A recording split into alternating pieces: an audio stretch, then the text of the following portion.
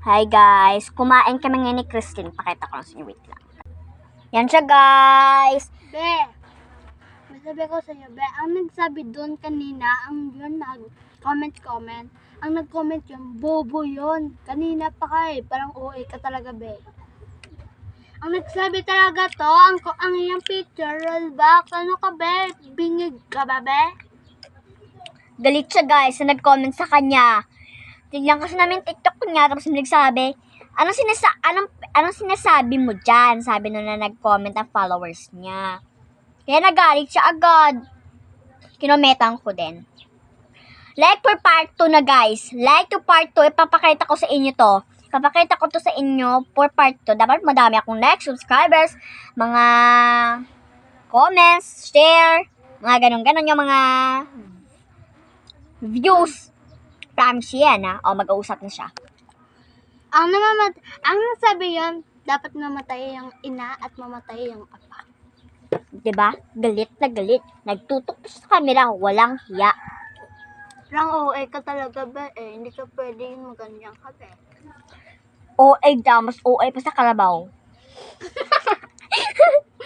mas OA pa sa sa kanjing o sa mayaman. O sige, Be, sorry ka na sa akin, OA mo talaga, Be! Gagi ka!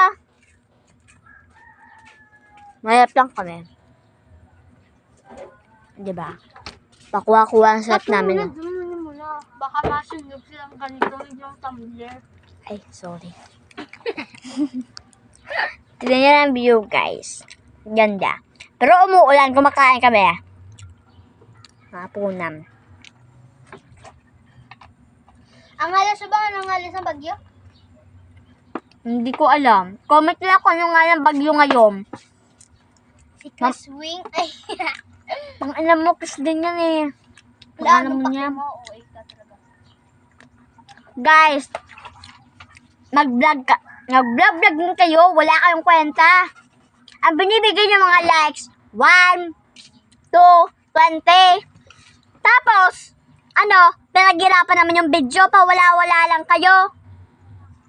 OA kayo talaga, Be. Ang nagsabi yung kanina nung una, ng CNM Heart and TJ Heart. Sila na yun bagay. At may nag-comment lang mag-isa lang. Alam mo anong comment niya? Anong sinasabi mo? Ayan, sinasabi ko na yon. Ano bang sinasabi ko? Ginauwi ka? Pangig ka talaga, Be. Ang naglalantay yan, ang iyang... Sandali lang, sandali. Bye!